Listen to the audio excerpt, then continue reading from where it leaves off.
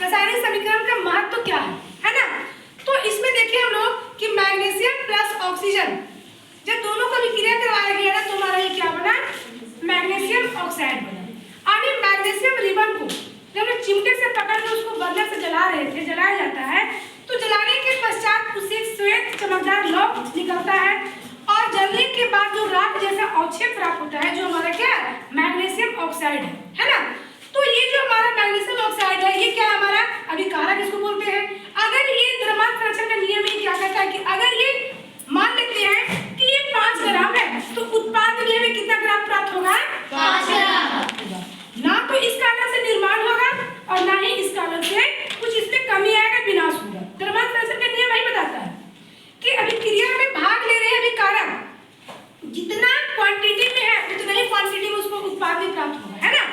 तो यहाँ पे देख लिए हम लोग एलएचएस में देख लिए कि इसकी अगर मात्रा 5 ग्राम है तो उत्पाद भी क्या आएगा, 5 ग्राम। अब इसको बैलेंस हम लोग कैसे करते हैं, बैलेंस का मतलब होता है, संतुलित का मतलब दोनों तरफ से इक्वल करना।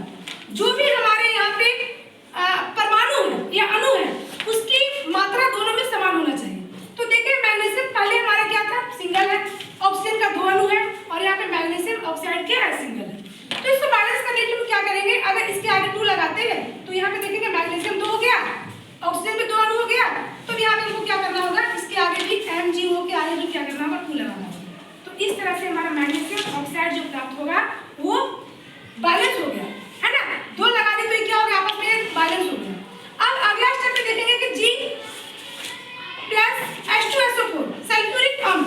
अब इन दोनों को अगर अभिक्रिया कराते हैं तो अभिक्रिया करवाने के पश्चात हमारा क्या बनेगा, zinc sulphate plus hydrogen gas release करेगा, है ना। आने की ये जो हमारा जिंक है ये सल्फर के साथ जुड़ गया और हाइड्रोजन हमारा क्या हो गया, बाहर निकल गया, है ना। तो ये हमारा बन गया zinc sulphate plus hydrogen gas. इसको बैलेंस है या नहीं है तो ठीक है, नहीं है तो हमको करना पड़ेगा। तो करने के लिए सरल तरीका हमारा यहाँ पे ही है। सबसे पहले एलएचएस में जो यहाँ पे भाग लिए हैं उस सभी परमाणु को या अणु को यहाँ लिखेंगे। तो जिंक को लिख लिए, हाइड्रोजन को लिख लिए, सल्फर, ऑक्सीजन।